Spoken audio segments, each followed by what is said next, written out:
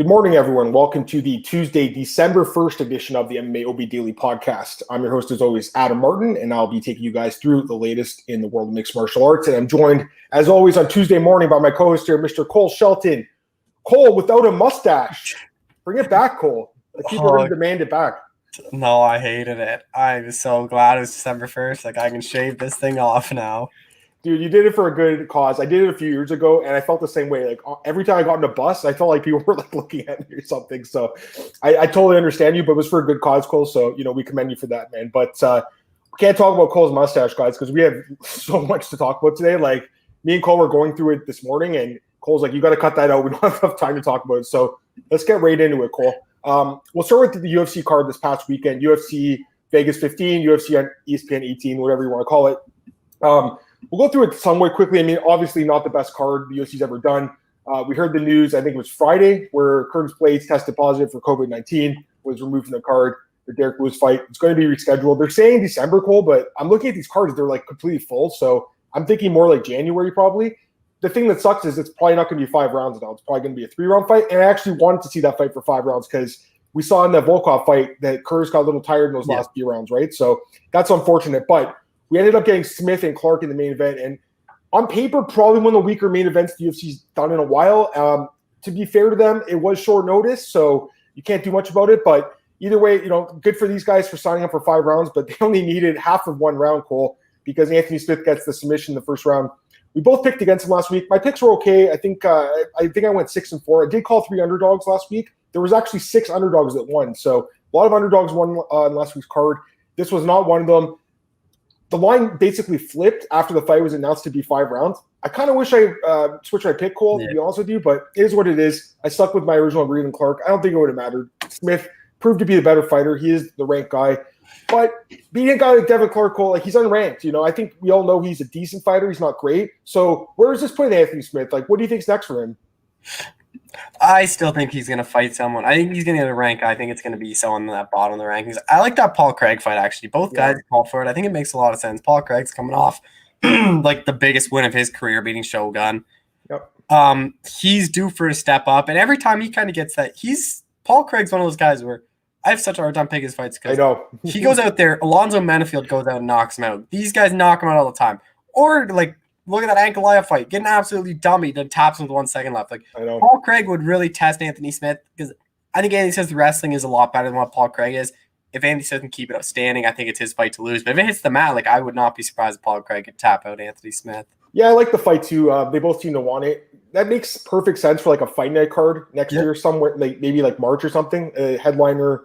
They can't do it internationally right now, but that would have been perfect in Scotland. But either way, it's all good. I want to get to this comment. Kevin Scott says, congrats on the baby news. I really appreciate that. So yes, my girlfriend and I found out that we are expecting a child. I guess like June or July. I'm not 100% sure. We're going to see the doctor again this week. So, I mean, I'm excited, guys. Honestly, I'm 32 years old, so this is a good time in my life. Things are going really well with work, obviously. So, I love my girlfriend, and it was a little bit of a surprise, obviously, but I'm happy about it. I really am. At first I was freaking out, man. I'm not gonna lie, Cole. I was like, what? I'm gonna be a dad? Are you kidding me? I'm like, we did the pregnancy test. I'm like, go get another one. I'm gonna make sure. And then it's like, okay. Then the doctor's like, yeah, she's pregnant. So I'm excited, man. I'm gonna be a dad, and I'm excited about it, man. So thanks, Kevin. I really appreciate you mentioning that, Kevin.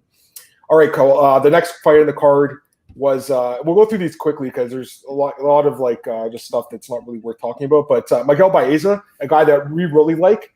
Man, I was all over this guy last week, guys. He was like minus 150, I think, minus 160. That was a steal, Cole. He should have been like minus 300. Huge mismatch. I think they should fast track this guy, man. He's 3-0 now. He beat Matt Brown. Now he beats Sato. Not a great fighter, Sato. He's got a problem with his ground game, obviously, but his striking's good. I was impressed by this guy. What do you think's next for him? Do you think he gets a top 15 guy, like one of those like lower ranked guys in the top 15? It's definitely interesting. I think welterweight's kind of interesting. Like, you have Holmes at 15. He's fighting 13. Like, would a Robbie Lawler take that fight? Like, if Lawler wants it, it'd be a good one, a good test for Baeza just to have that name, but I doubt Lawler would take that fight. Yeah. Other than that, like, Bilal Muhammad's booked. Anthony Pettis, don't really think Pettis is – like, the problem is with me as well. So many of the guys in the rankings aren't fighting. I know. I think Bilal would have been a good fight, but he's fighting Diego Lima for some reason, which is such a weird – I know it's short notice, but it's a weird fight. I'm going to get this one too. DJ Hooligan. Congrats, Adam. I appreciate that, man. Like, again, it was surprising, but really nice. And also, like, a lot of people from the MMA community reached out to me, which was really nice. Like, a lot of people that I've known through the years. I've been in this business for like 10 years. So a lot of people I haven't talked to in years. Like, even Ariel, I haven't talked to Ariel in like probably 5 years. He reached out. So it was super nice of him to do that. And everyone, I mean, everyone that said something, I really, truly appreciate from the bottom of my heart. I'm going to get this question from Doug Murray. Hey, Doug, how's it going? Question for Cole. I'm shy and struggling to pull myself to get some interviews. This is a great question. I love this question, Cole. I'm going to get to you right now because this is important, Cole. Do you have a certain prep you do before talking to a fighter that you interview? Any tips? Solid work at bjpen.com, man. Go ahead, Cole. Well, at first, like, I used to write down all my questions. I used to be the same way when I was talking to people. Now I don't. I just, like, ask questions, like, based off what they say. But at the beginning, like, honestly, write questions down. Even if you don't ask them all, just in case you stumble and you don't know what to ask, you just have that list just in case. I think the more time you talk to someone, you get more comfortable. Like, at this point, I talk to so many people where they'll text me, like, just randomly, just checking up. Like, so I have some fighters that, like, on my birthday were texting me happy birthday. So, like, That's awesome. At that point, I have a good relationship now where I don't really get nervous. Obviously, at first, I definitely was. I didn't want to really talk to many people. I used to do phoners just at first. I think that's a lot easier than going on camera at first and then just building that relationship. I just think writing questions, though, and then I just do a bunch of research. So, like, look at who they're fighting, look at all their past stuff. And then once you get started comfortable, you can start asking questions without them written down. I think that's when a lot of your interviews are going to get a lot better. I think it's great advice, Cole. So I appreciate you giving it to Doug. Doug, great question. Honestly, that's the kind of question we want on this podcast. So I really appreciate you asking both of us, especially Cole. I'd like to give my thoughts on that as well. So again, I've been doing this for a long time. I don't really do interviews that much anymore. I'm way more focused on hard news and fight betting and stuff like that. So I'm really busy right now. I will do some more interviews in the future, but right now, like, I have so many other things that I'm doing. But when I started in the business, all I did was interviews. When I worked at the Score, all I did was interviews. So I'd call guys on the phone all the time and do interviews. This was back before they had like really like Skype and Zoom and all this stuff and StreamYard, obviously. So the first time, so it was like maybe 2 months into my postgraduate degree for sports journalism, and UFC 129 was happening in Toronto. So they had a press conference, and I asked my teacher, is there any way you can get me in? He phoned Steve Keogh. Steve Keogh got me in. Steve Keogh is actually the Maple Leafs PR guy now. So he really moved up, and he used to do UFC Canada. So I get there, and it's this big press conference, and there's all these people I saw on TV, and this is the first time I've really been at like a press conference where other media, because I was in school, right? So there's other media members there, like guys that I knew from TV and stuff. So, you know, we had there was Jake Shields, GSP, Jose Aldo, and Mark Hominick on the stage. They're all talking or whatever. Press conference finishes. Right afterwards, they said, okay, we have a few fighters that are available in interviews. So I'm walking around, and Claude Patrick was right there, and Sean Pearson was right there. These are guys that used to fight the UFC, Canadian fighters. They're not in the UFC anymore, but Claude Patrick's there. So I started talking to Claude. I swear to God, Cole, I was so scared to talk to him. But the first question I asked, he answered fine. After that, I was okay. But, you know, the nerves thing is it's totally just reasonable, man, especially if you're new at this. So a second after Claude Patrick and me talk, they were like, okay, George St. Pierre's coming out. Literally, GSP walked straight beside me. I'm 2 months basically into school. I'm not even a real journalist at that point. I'm like, what the hell? So GSP's right there, and I'm like, all right, I'm literally talking to the biggest star in the sport right now. So after that, the nerves got away a little bit, but I still get nervous too, man. So I totally understand what you're saying, Doug. I know what Cole's saying. You know, I actually thought the phone calls were a little bit more nerve-wracking than a video call, to be honest with you, because sometimes with a phone call, like, you really don't even know what they're thinking. I remember one time, 2011 or 2012, really long ago, I talked to Ronda Rousey, and she's not the nicest person in the world. And Moro hooked me up with that interview back when I was working with them, and man, I remember being terrified because she was not pleasant to interview, and that kind of freaked me out a little bit. But afterwards, I found out that she's like that with everyone. So, you know what, man? If you're nervous, it's totally understandable. Again, I've been in this business for 10 years. I still get a little bit nervous, man. They are athletes. They're professional people you see on TV. So I totally understand that. But at the same time, they want you to interview them, bro. They want you to talk to them. They want that coverage. They want the media to talk to them. They love when we talk to them. I've never really had a fighter except for like Ronda give me negative feedback. Everyone else has been positive. I've met so many good friends over the years, like people that, you know, not all of them are still in the UFC, but I remember, like, you know, back in the day, like Vinny Mogales, like I befriended him on Twitter, and I met him in person before he fought.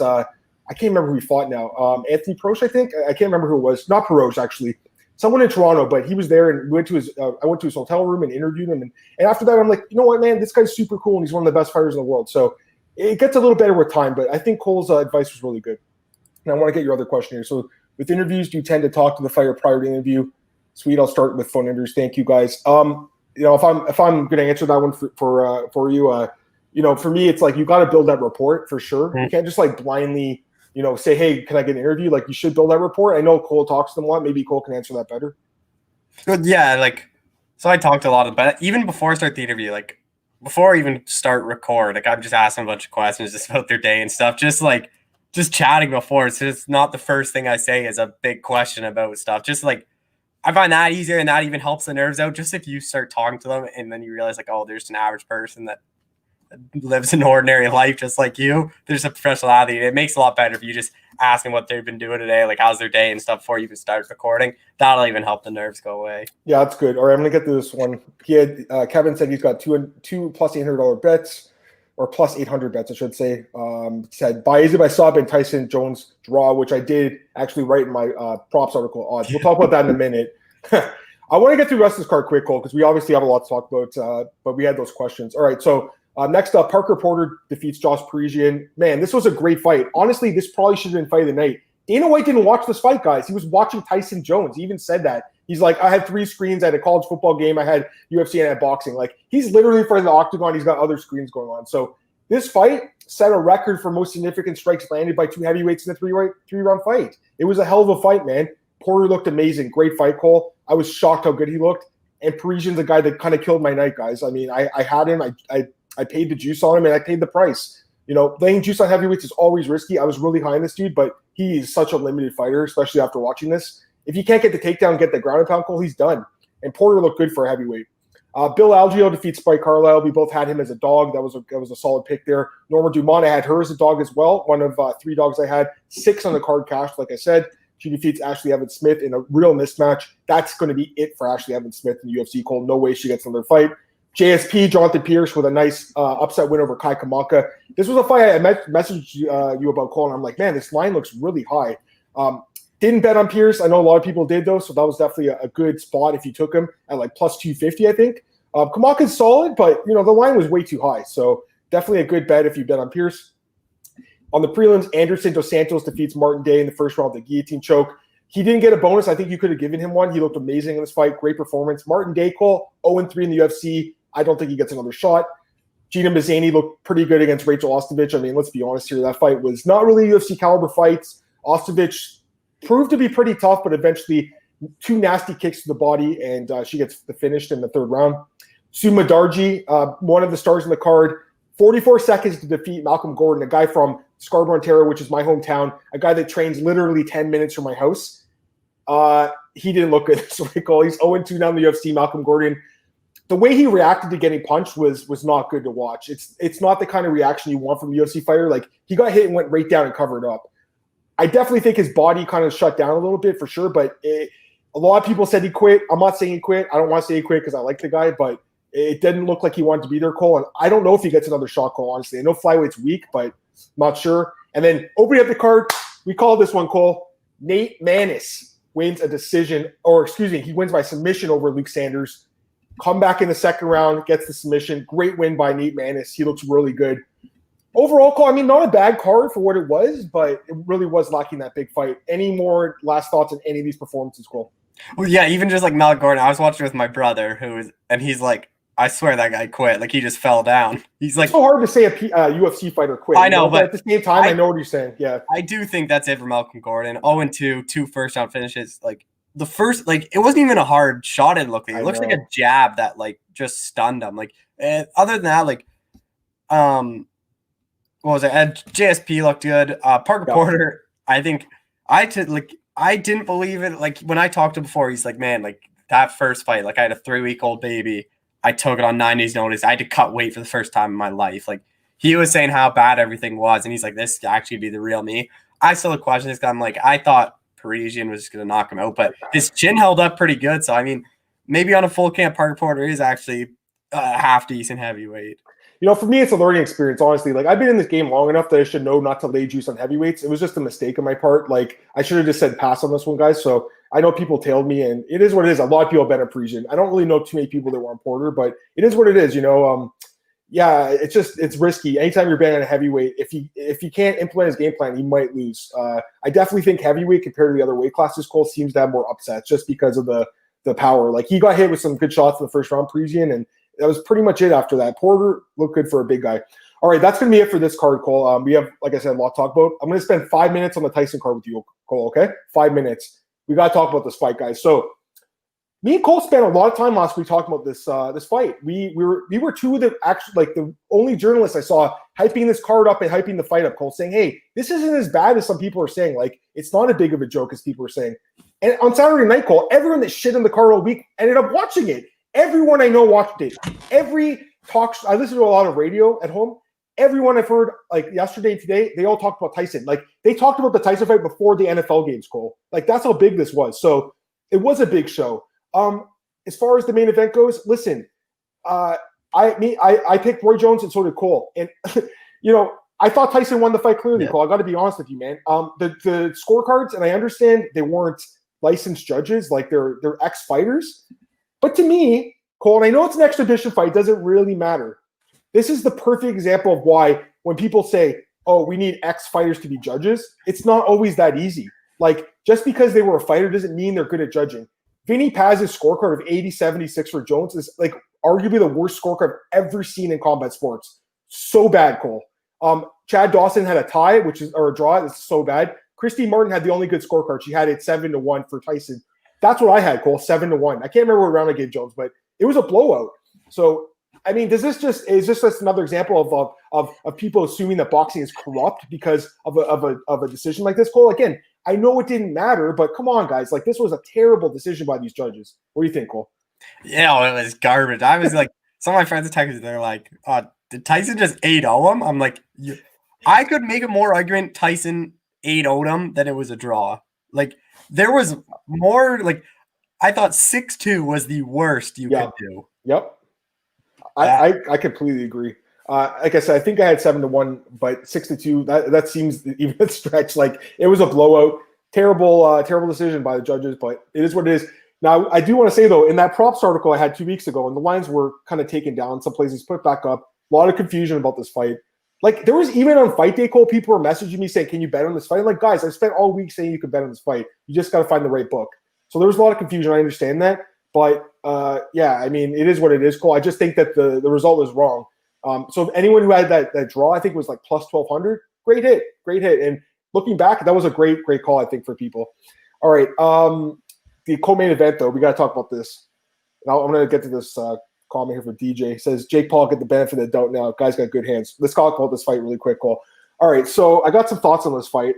First off, I thought Jake Paul looked outstanding. I mean, he's super fast, obviously very athletic guy, only 23 years old. He's tall. He's got the long range. He's got the personality. He's new to boxing. He's only been doing it a few years. People look at these guys and are like, oh, they're just YouTubers. Cole, they're not just YouTubers. These guys are good athletes, him and his brother. Like, they're more than just a YouTuber. To say that Nate Robinson got knocked out by a guy from YouTube, I think it's wrong. I think it's not fair to him. I'm not saying Jake Paul is like this amazing pro boxer by any means, but he is 2-0 now with 2 knockouts, Cole. And in this fight, he looked outstanding. I will say this, the first knockdown, that fight should have probably been stopped then. The referee gave Nate Robinson like a 20 count. Like, that was – he was holding back of the head for like 8 seconds after getting up. Horrible. And he was like 1 Mississippi, 2 Mississippi, basically. Like, it was a joke. So that fight could have been stopped then. Then there was the second knockdown. I think the fight 100% should have been stopped then. I'll be honest, guys. Like, I was a little like, I'm not going to say I was completely sober on Saturday night watching this fight, and I actually felt like vomiting watching that knockout. I'm not going to lie. It was like one of the most sick reactions I've had to a knockout. It didn't have to happen. It was so unnecessary, and I felt really sick, Cole, watching that knockout. I think it was just Triller trying to get a highlight reel knockout so they could promote Jake Paul. I think it was some corruption maybe from the referee too. How was that fight not stopped? Tom Taylor, the referee, not the Tom Taylor we work with that VJ Penn call. That's a horrible stoppage. And people I respect in boxing, like Fight Ghost and these guys and other journalists, they were the ones tweeting, this is disgusting. This ref should be fired. And I thought the same thing. So when people I respect in the boxing world say the same thing, it makes me feel better about what I thought. So yes, it was a nice highlight reel knockout, and it's going to be played in the highlight reels, but it didn't need to happen, guys. I was thinking what to say today about this fight. It's sports entertainment. I get that. We want to watch guys get knocked out. But Nate Robinson wasn't all there after that first or second knockdown, and the referee should have saved him from getting completely knocked out cold. I really felt sick watching that knockout, guys. I love a good knockout. Everyone does. That one just was unnecessary. It was like watching a guy that's defenseless getting beat up. Just give me your thoughts on this fight call. Move on to the UFC.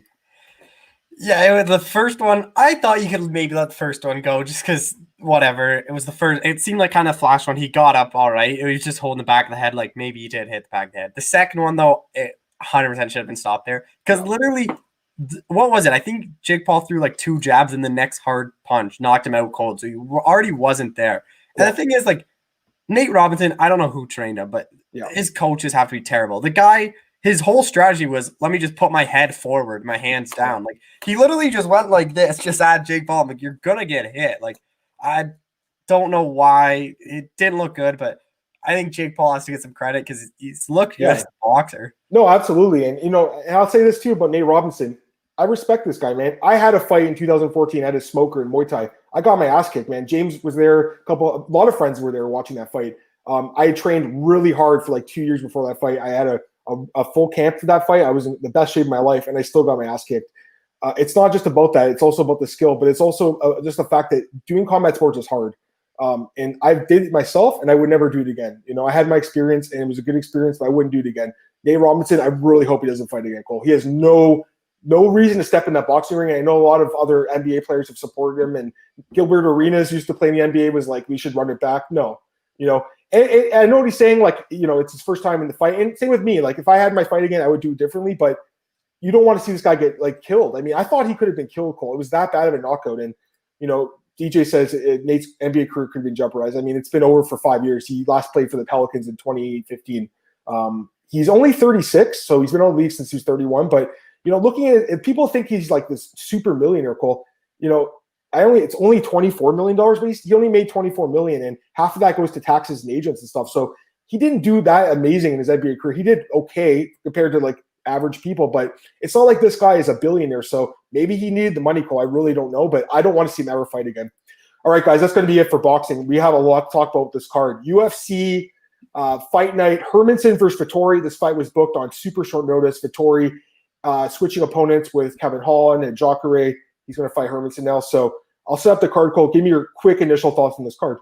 Yeah, it's not a terrible card. I like some matches on it. There's obviously one fight or 2 fights in a row. You could probably know which they are. I have absolutely no interest in I know at least one of them. betting, nothing. Like one of them, I don't even know why it's on this card. That's a perfect, you need a snack going that fight, but it's an all right card. I actually like the main event more than the Hermansen Holland one. Yeah, it's a good fight. All right, let's get to it. First fight of the night. It's a fight we broke down like 2 weeks ago, so we'll go through this one quick. Luis Smolka against Jose Alberto Quinones. Smolka missed weight, and then the fight got canceled last week, I think, due to just a bad weight cut. This is at 135, I believe now, Cole. Is that correct? So was the last fight supposed to be at 125? 135. 135, okay, both ways. Smolka, I don't know if he can make that weight anymore. Anyways, line right now, minus 135, Smolka, Quinones plus 115. I think we both picked Smolka last time, Cole. Did your pick change after he missed weight, or what's your thoughts on this one now? No, I still have Louis Smolka. I just think he's a better fighter. I do. The weight cut does kind of concern me. That was November 14th, so a couple weeks ago now. But I'm still not high on Quinones. I think this is kind of do or die for both these guys. Louis Smolka, obviously, after missing weight, I don't really know how high the UFC are on him anymore. Coming off a first-round loss to Casey Kenny. Quinones coming off that loss to Sean O'Malley. Every guy he's beaten in the UFC is no longer in the UFC anymore. So I just don't think whenever he gets a guy that's actually UFC caliber, he loses. I still like Louis Smolka. I still like him to finish the fight probably by, second round knockout, I'd say. I don't think if Louis Smolka wins, it's going to be by TKO, but nothing's really changed. But after the weight cut, I don't really know if I want to bet Louis Smolka anymore. I'm with Cole on this one, too. Again, I like Smolka. We both picked him. I'm not going to make a change for my pick. And I still like the under, guys. Plus 160, Cole. That's a great price. I think this fight ends inside the distance, guys. I don't see it going the full 3 rounds. Both guys, questionable defense and pretty good offense. Also, Smolka inside the distance, Cole, plus 210. That's not bad. I would rather bet that than betting him at the money line, honestly, because I think if he wins this fight, it's going to be by stoppage, Cole. If it goes a distance, Quinones actually might win. So I'd like to Smoke inside the distance, guys. I don't love it because Smoke is kind of a hard guy to trust, but the odds are pretty good. Plus 210. That's not bad at all. Or the under to feel if you want to feel a little safer. All right, next up, we have Gabriel Bernides against Justin James. It's at lightweight. Right now, we have Benitez minus 210, James plus 175. Should point out, Justin James, his father is dying of cancer, and he'll be in his corner for this fight. I saw James interview him, I believe, and so good for him and good for his dad. Hopefully, gets his hand raised, Cole, but I'm not so sure. What's your thoughts on this one? I actually like Justin James as an underdog. Okay, there you go. High on Gabriel Benitez. I think he's on a 2-fight losing streak. He got knocked out against Sadiq Youssef, Omar Morales. Those aren't bad losses, but he's just a bit chinny for me. I think he gets rocked quite often. I think Justin James at 155 is a lot better. He gassed out last time at 145, and he even said in some interviews after that weight cut was terrible for him. That's part of the reason why he gassed out. And he almost beat Gavin Tucker. Without Gavin Tucker taking his shorts off, he was close to submitting him. But I like Justin James. I think Justin James is kind of that 1-round, 2-round fighter where if he doesn't get Benitez out in the first, second round, I think he's probably going to get finished in the third. But I think James has enough power where he can connect something big and knock out Benitez early. Yeah, I'm with Cole on this one in that James probably will win in the first round if he does so. I think this guy has a cardio issue, obviously. Now, I remember the fight with Frank Camacho a few months ago, guys, and then I remember parlaying him there, and I couldn't believe how quick James knocked him out. But then he kind of showed his true colors against Tucker. The cardio definitely let him down in that fight, and I kind of feel like that's what's going to happen here. Benitez has been a little inconsistent in the UFC. He's 5-4, so he's just about 500, but super inconsistent. But the guy's fought some pretty good competition, man. Looking at his resume, and he's been an okay bet at times too. He is on a 2-fight losing skid, so if you're going to bet on him here, he's not coming off momentum. But I am going to pick him to win.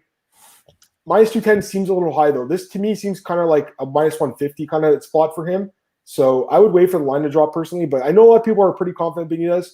I would just be a little careful because he has been KO'd twice in the UFC, Cole, and James could finish him in the first round. So I pick Gabriel Benitez by decision. I just think James is not going to finish and gas out, but I don't know if I have interest in betting on this one, guys, just because, James really, that was surprising against Camacho and it hurt me. So I don't know if I want to bet against him here. All right, Cole. Next up, we have Damon Jackson against Ilia Pouria at featherweight. Great fights. Love this one. Pouria minus 235, Jackson plus 195. Do you see a path to victory for the dog here, Cole? I like Ilia Pouria, but I don't like the line. I think this is a much closer fight. Damon Jackson just pulled off a big upset against Mirsad Bektic last time out, which was a good win in his return to the UFC. But I just think Pouria is a different animal. He obviously looked very impressive his last fight. Beat Yusuf Zalal, who, if Zalal won that, he could have been in that conversation for a newcomer fight of the year. That guy was on a run, and Pouria just dominated him, stole all his hype. But I think Jackson's best path is to see if Pouria, when he wrestles, if he could catch that neck, similar to what Mirsad Bektic does. On the feet, I think Pouria is a much better striker. I wouldn't even be surprised if Pouria doesn't even shoot and just stays standing because I think he's a much better striker than Jackson.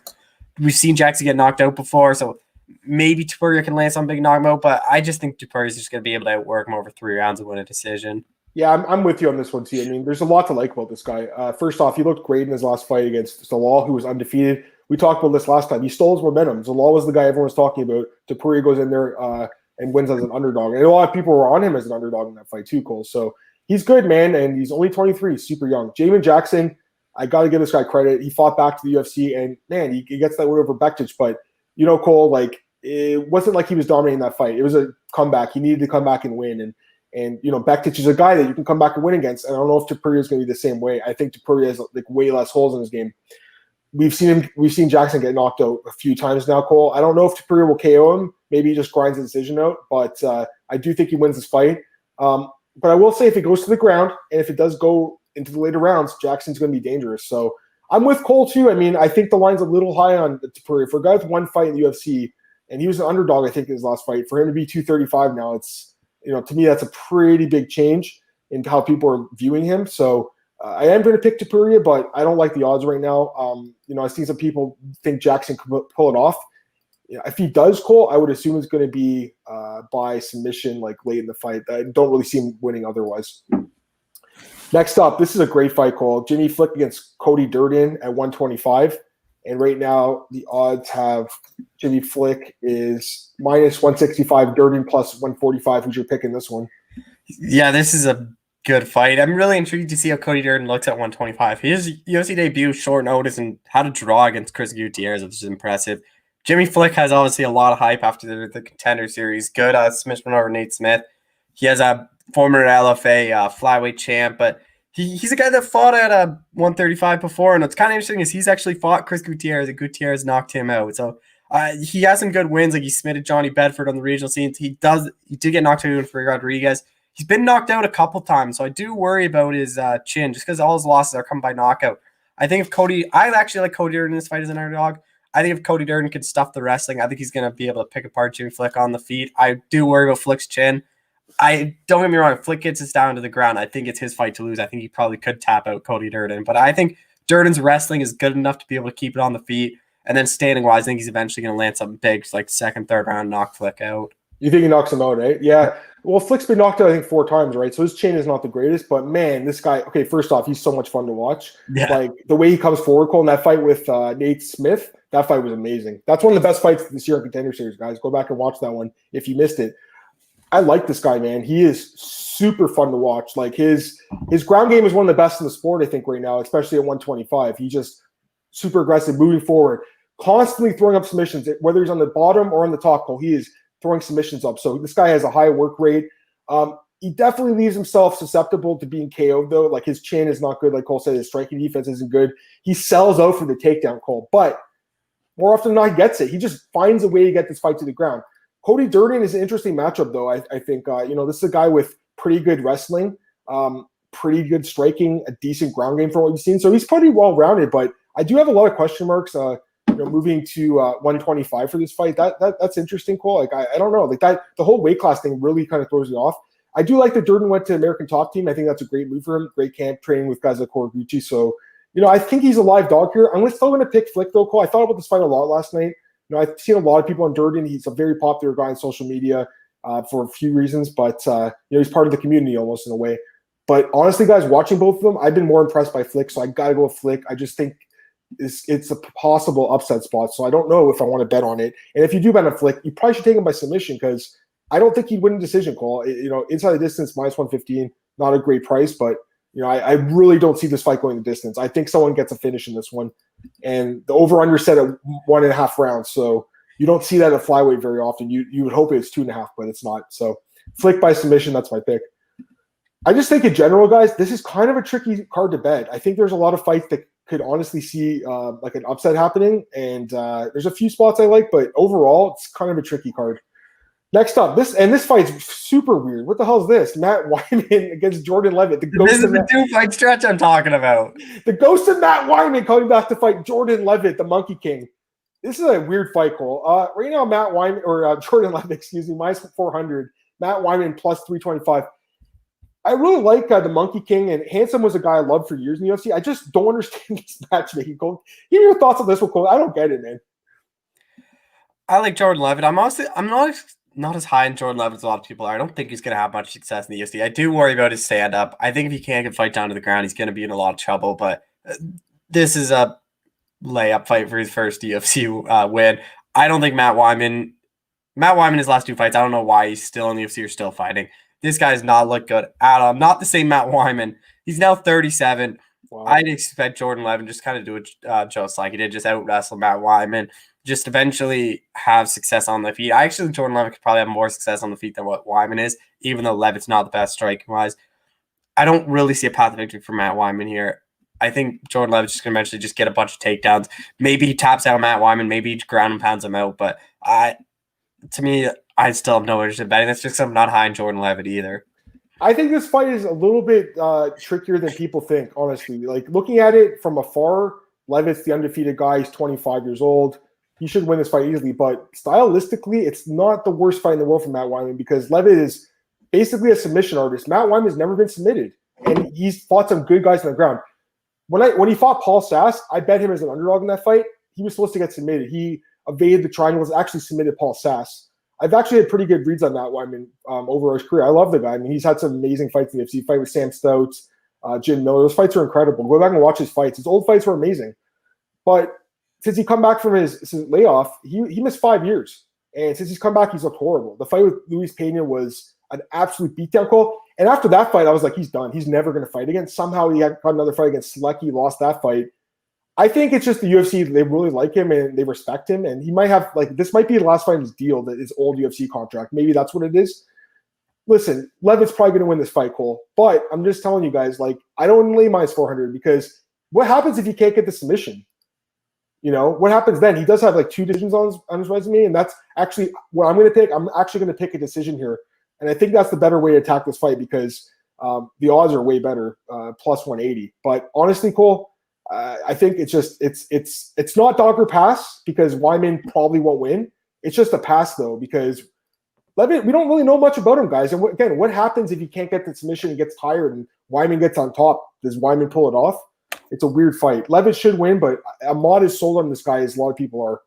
All right, next up, this fight. Wow, you talk about some weird fights going. I know you said you had a couple fights in a row. This is another one, guys. John Volante against Jake Collier. Weird fight, man.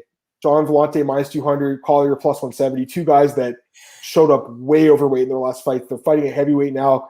Collier used to fight 185. Volante used to be 205. Cole, what do you think of this fight? This is super weird, man. If this fight gets out of the first round, it is going to be terrible. I remember you picked John Volante against Maurice Green, and I got lucky. I'm like, well, John Volante, like, he got choked from the bottom, and I don't really know how he choked. Like, he just, I don't know what happened there, but John Volante at heavyweight does not look good. He is so overweight. I thought he was an overweight light heavyweight. Like, he looked big at light heavyweight. Jake Collier, meanwhile, is an absolute, like, he ate the old Jake Collier. This guy at heavyweight against Tom Aspinall showed up, like, literally looks like 200 pounds more than what he used to fight in the UFC. He got knocked out quickly. I have to pick John Volante. I don't think Jake Collier is that good anymore. But no way in hell I am betting this fight. I don't care about props, over-unders, nothing. I'm staying away from it, but John Volante is my pick. Yeah, I think Volante too, but this fight, there's no way you can bet a side here. I think you could bet on something, though. Fight doesn't go the distance. I don't think it goes full 3 rounds. Minus 230. I'd rather bet on that than either side. I really would. I just think there's a lack of defense here. I'll say that, Cole. A lack of a chin. Both guys have bad chins. Both guys have no defense whatsoever. They just keep their hands down and basically brawl. It's going to be a brawl. I think it'd be an exciting fight for how long it lasts, but I expect it to end in the first round. I think Volante knocks out Collier, but Collier could catch him in a brawl too and knock him out. So I just like that prop on the fight not going the distance. I think that's a better way to attack this fight. If it goes 3 rounds, it could be the worst fight we've ever seen. So I hope it doesn't. Next up, this fight. Wow, this has got some crazy odds here. Movsar Evlov, a guy I'm really high on, against Nate Landwehr. This fight could have happened in like ACB or something, Cole. Right now we have Evlov minus 570, Landwehr plus 435. Do you see a path at all for the dog here? It was actually supposed to happen in M1. If you look at Evlov. Oh, M1, yes. I'm sorry. He put out some Instagram posts like saying about this fight, saying like this is years in the making. He like Landwehr was talking him in M1 and stuff. So it's good they're making this fight, but I like Evlov. I'm super high on this guy.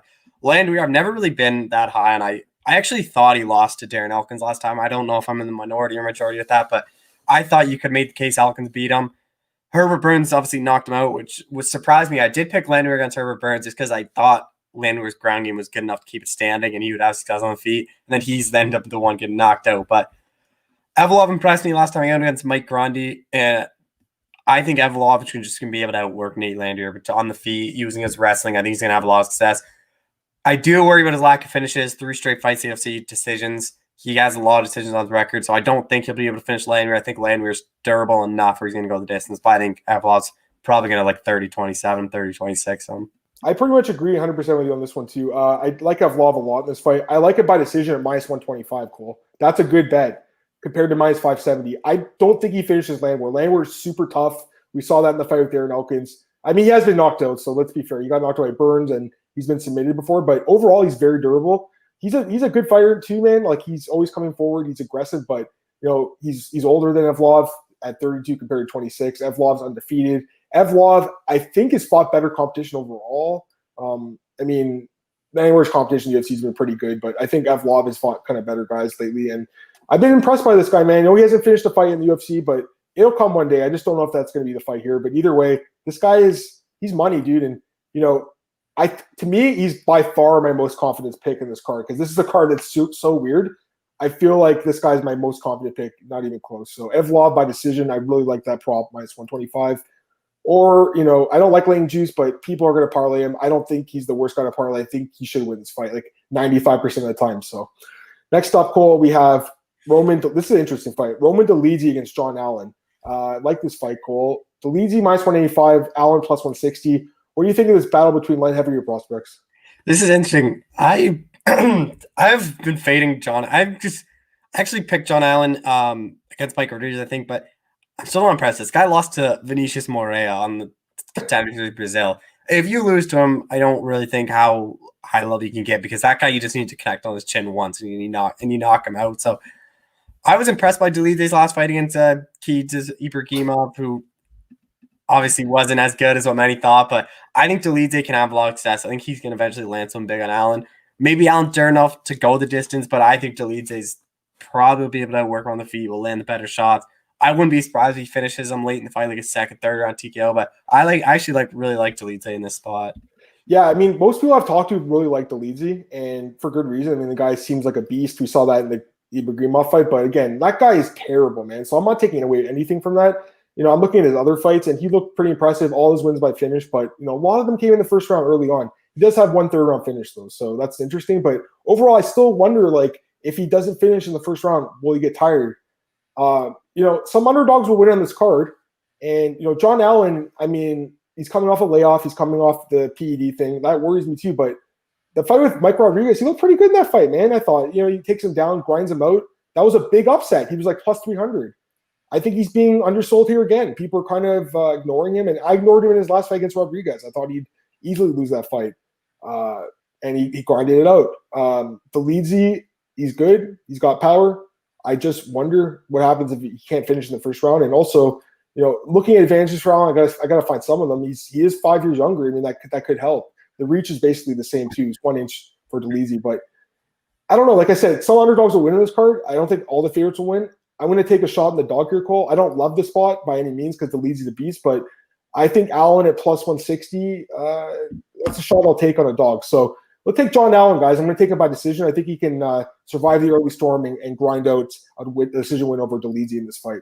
But interesting fight, no doubt about it. All right, next up, women's fight about Tyler Santos against Montana De La Rosa. Santos minus 220, De La Rosa plus 180. Do you see a path for the dog here? I've had a hard time picking this one. I've been going back and forth just because I don't know what Talia Santos is like. This girl lost to Maria Romero Barella, which is an instant fade pretty much if you lose to her, because I don't think Barella's that good. And then she goes out in her next fight after I fade her, after she's gone for a year, and dominates Molly McCann, who I was really high on. Montana De La Rosa has had kind of mixed results. Like, she beats the girls she supposed to beat. Like, she's beat Rachel Ostovich, Nadia Kassim, Remo Barella. And then when she gets that step up, Andrea Lee, Viviana Rojo, she came up short. But the problem is, I don't know if Talia Santos is that step up or if she's on that level of the other girls, just because I don't know what's the true Santos. Is it her UFC debut or was it her last fight? Like, did she just have a good showing? I'll pick Talia Santos. I think she can outwork Montana De La Rosa, but I would not be shocked if De La Rosa ends up like submitting her or finishes her, because De La Rosa, all her wins come by stoppage. So I wouldn't be shocked if she wins, but I don't know. I have no interest in betting this one just because I'm so torn on who's going to win. Yeah, I mean, Santos is someone that not many of us saw really coming in that last fight against McCann. A lot of us thought McCann would win that fight, especially when I saw the price goal. Like, a lot of us got sucked into that. And Santos dominated her. She looked great in that fight. Her wrestling was very strong. Cardio was strong. She looked pretty good. She's only 27 years old too. So, I mean, she's got some potential, man. And, it seems like she's back on a regular schedule. Like, if you look at her career, Cole, like 2016 fought once, 2017 didn't fight at all, 2018 fought once, 2019 fought once. Now she's fighting 2 times. So maybe she can get some momentum going. And I think it's a good spot for her against De La Rosa. And, De La Rosa, she does have more experience in the UFC, obviously. She's fought some good fighters. And, she has some okay wins, I guess. Not great, but I guess Ostovich is an okay win. Not great by any means. But, I think she is limited, though, when she fights someone that can kind of dictate where the fight takes place, which I think Santos will be able to do. I think if Santos wants to take it to the ground, she'll be able to. If she wants to keep on the feet, she'll be able to. De La Rosa, man, despite what Daniel Cormier said in the Avarujo fight when he was commentating, because he kept saying she was doing so good. I think it was DC. That wasn't what was happening. She was getting destroyed in that fight. Her face was just battered. I think Santos beats her everywhere. I like Santos too. She's another spot I really feel strongly about in this card. Minus 220, obviously, you wish it was a little bit lower, but It's a spot I like, guys. I do like Santos. I think she dominates his fight with her wrestling and her striking. So I think she wins. And De La Rosa, just to me, her and her husband, they've been so disappointing in the UFC, Cole. Her and Mark, they've been really disappointing. I don't know they need a new training camp. I don't know what the issue is, but they just don't seem like really UFC quality, but just a little tier below. All right, sorry, go ahead. Go ahead. Santos by decision is -110. I don't think she's going to finish De La Rosa. I think that's actually a better line to pay. That's not bad. Yeah, that's not bad at all, because I don't think it goes distance, but you never know. But I'm with Cole, though. I think if she wins, it's probably by decision. It seems to be how she wins her fights. All right, co-main event. This one's pretty interesting too, Cole. We got Jamal Hill -160 against OSP +140. OSP is always the underdog, Cole, and like half the time he pulls it off. Do you think this is one of those times where he pulls off the upset? No, I'm super high on Jamal Hill. I think Jamal Hill is maybe one of the best light heavyweight prospects the UFC has. I didn't really press him. He doesn't have that good win yet. Like Douglas Dosich, I think people were more high on, and then he didn't prove out to be that good. Klidson Abreu wasn't that good. I'm surprised it still says it's a win, because I thought it was going to be overturned after he tested for marijuana or whatever it was, but I'm glad they kept it a win. OSP, though, is always in a fight. Like, people always question his chin, but the guy hasn't been knocked out in years. I guess the Dominic Reyes one, you could say he got knocked out. It was at the buzzer.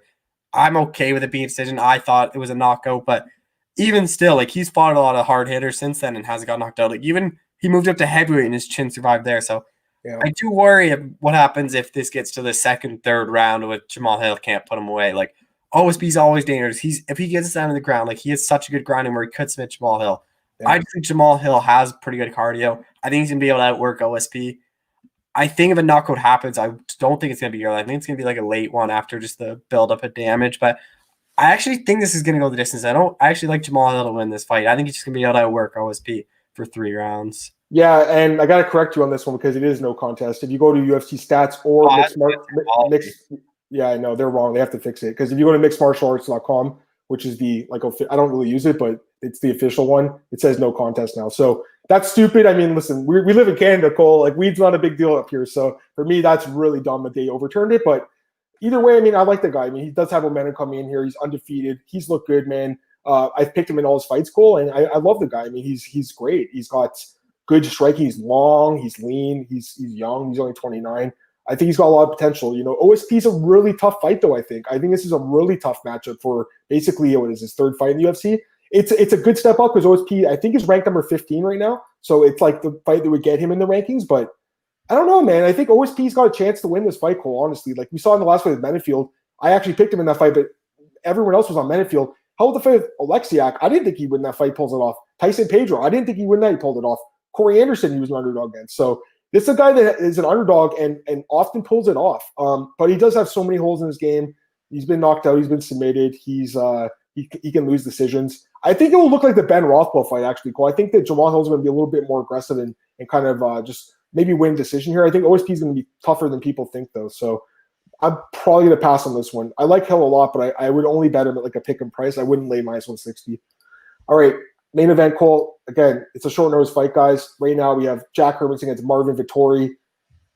Vettori -135, Jack Hermansen +115. Now, I want to get your thoughts on this one, but man, I got to be honest, Cole. This was one of the more surprise. Like when you sent me the screenshot from Best Fight Odds, I was like, what the hell? How did they open up Jack as an underdog? I was shocked, but the line is kind of held steady with Vettori as a favorite. So the odds makers, obviously, they seem like they opened a good line, but I don't know. What do you think about this fight, Cole?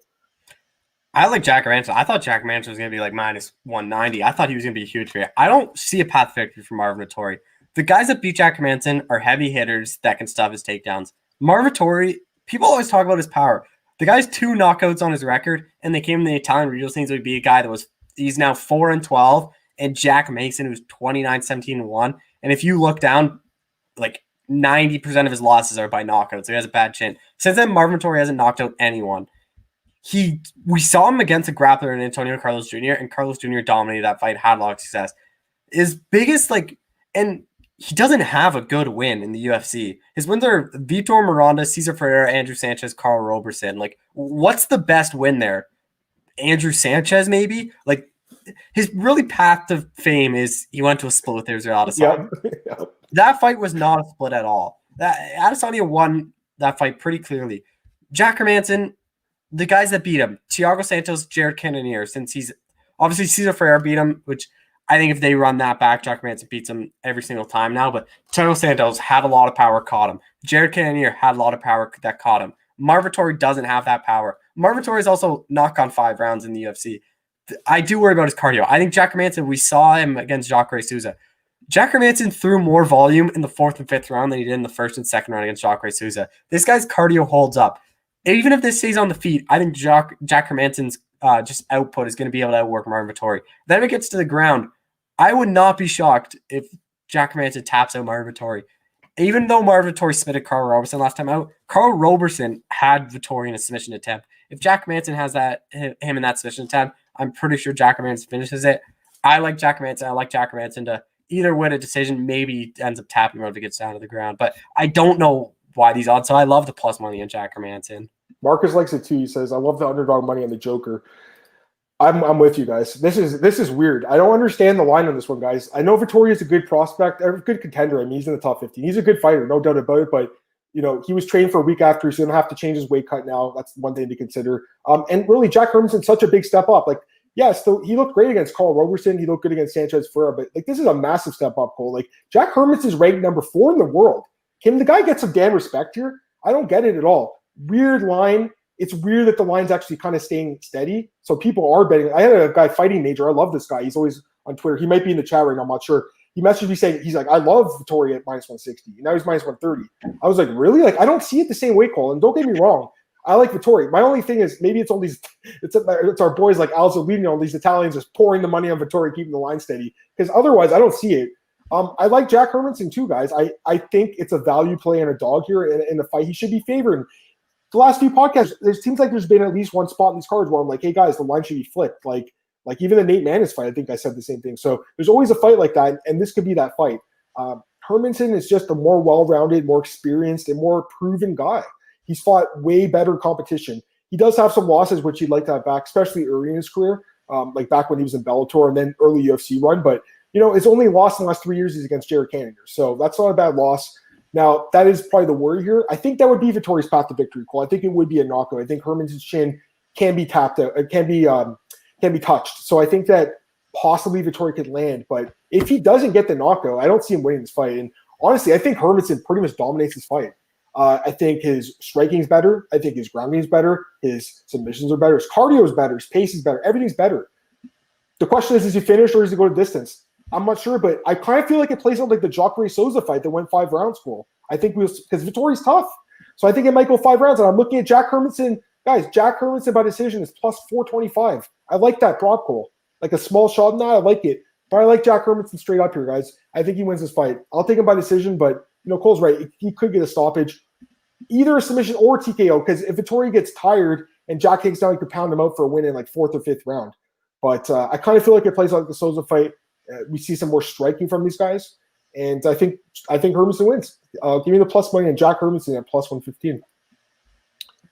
Marcus Williams just found out you're going to be a father in 2021. Congrats on the twin girls. I don't know if it's a girl yet, but thanks, man. Either way, I mean, it's exciting, Marcus, and I really appreciate your friendship, man. So I appreciate the comment a lot. Thank you, Marcus. All right, so just a few pieces of news, Cole, and some fight announcements. If anyone has any more comments about these fights, throw them in there, and I'll talk about the fights. But get some news quickly, Cole. PFL made a big signing yesterday. They signed Claressa Shields. It kind of came out of nowhere. A lot of us thought she'd sign with the UFC. Dana White. I was at UFC 245 last year in Vegas, Cole, and she was there as a guest of honor. Like, you could see her because she had this huge white jacket on, like this big fluffy jacket. So everyone's like, who is that? It's a movie star or something? But it was Claressa Shields. She didn't fight Amanda Nunes after that. And in fact, I think that fight was dumb to even think about. The fact we had a line for that. The line for that, Cole, was only like minus 700 or something. Like, so she signed with PFL. It's going to be one-off fights at 155 pounds. I still think it's weird that she signed there, but to me, it's like the UFC must have some deal with PFL now or something, like, because these fighters, this is a good spot for them just to get some experience, but this is someone who's going to end up in the UFC at some point, Cole. So what do you think about this sign? Because it took me by surprise. Yeah, it's definitely surprising because I don't get why she'd leave boxing because, to be honest, like, she's the best female boxer in the world. She's undefeated. She's the biggest star. Like, she'd probably be paid more in boxing than MMA. Like, let's be real. Boxing pays more. But MMA, I don't understand. Like, if she just fights, I saw people say like, "Oh, she's gonna fight Kayla Harrison." That fight wouldn't even last a minute. Kayla Harrison would just judo throw her down and submit her or ground pound her out. Like, it wouldn't be close. I don't know why people want to see her against these top girls that have been doing MMA for years. Like, Amanda Nunes would just out wrestle her and beat her up in the first round. Like, I don't think she's going to fight anyone good in the PFL. She's going to build up like a 5-0 record of just girls that probably don't even have a single win that are just strikers. That I don't know. It's definitely surprising. I'm surprised she is making the move to MMA though. I think they got to get the chick that Harrison just smashed from Invicta, bring her over and let Shields fight her. Like, why not? How do we even know she has a ground game at all? Can she stop a takedown? Like, we have no idea. Like, we have no clue at all. How's her submissions? This is a huge question mark. So I think, it's not a bad spot for her to get some experience in. It just took me by surprise. PFL signed Verdum, now her, after not having a season this year. If I'm a fighter, I don't know if I'd sign there. I mean, I know they have the $1 million tournaments and stuff, which is good, but it seems risky to sign there right now, Cole. I think, it's an interesting signing, though. And if she could do well, I think she'll parlay into a UFC career, but it remains to be seen. Dana White said he's going to meet with Khabib this week, Cole. So I think it's this week in Abu Dhabi. I think he's there to talk about the Fight Island, too, because they want to bring 3 events. From what I've heard, it's not official yet by any means, Cole. They want to do the McGregor card, International Fight Week, and then they want to do a Wednesday card and a Saturday card in Fight Island. So I'm sure Dana's going to talk to those guys about it when he's there, but also he's there to talk to Khabib about a return and also the Guerrilla Fighting Championships. Do you think we'll get a Khabib fight announcement or something out of this, or do you think that's down the road? Yeah, I think so. Go ahead, Cole.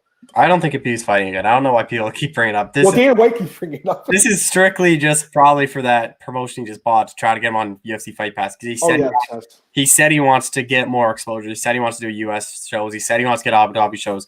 Partnering with the UFC, like, I feel like that's what it's about. I think as much as Dana White says, I don't see Khabib fighting again. Yeah, I know. I'm with you on that one. RIZIN said they're interested in Anderson Silva. Our boy Drake Riggs used to be our friend at bjpen.com. He broke the news there, Cole. I think that's a good spot for Anderson. What do you think, man? Because I think they could do these like freak show kind of fights that I think would be entertaining. He could also do some boxing and stuff. Like, he could potentially box, like Floyd. I mean, why not in an exhibition fight, right? So to me, like, those are the kind of fights. But do you think a fight in boxing against like Roy Jones would be interesting too? Like, where do you see Anderson Silva ending up? Because I do think he'll fight again somewhere. I'm not sure he fights yet, but I do think that boxing fight against Roy Jones Jr. is probably the most likely scenario. Both guys have called for it. Both guys want it for years. Any promoter in boxing would do Jones Jr. and Silva, especially if they just saw the numbers Tyson Jones Jr. because I assume it's probably big numbers. So I think that's gonna happen. I don't really know. I don't want to see him fight again. I don't think if he fights again, cool, but I think it just has to be those legendary fights. Like, stop putting against the top contenders like the UFC was doing. Yeah, I'm with you on that one too. And just one fight announcement. I'll get to the rest on Thursday at 10 a.m. Jacaré Souza against Kevin Holland. Kevin Souza's in Bellator.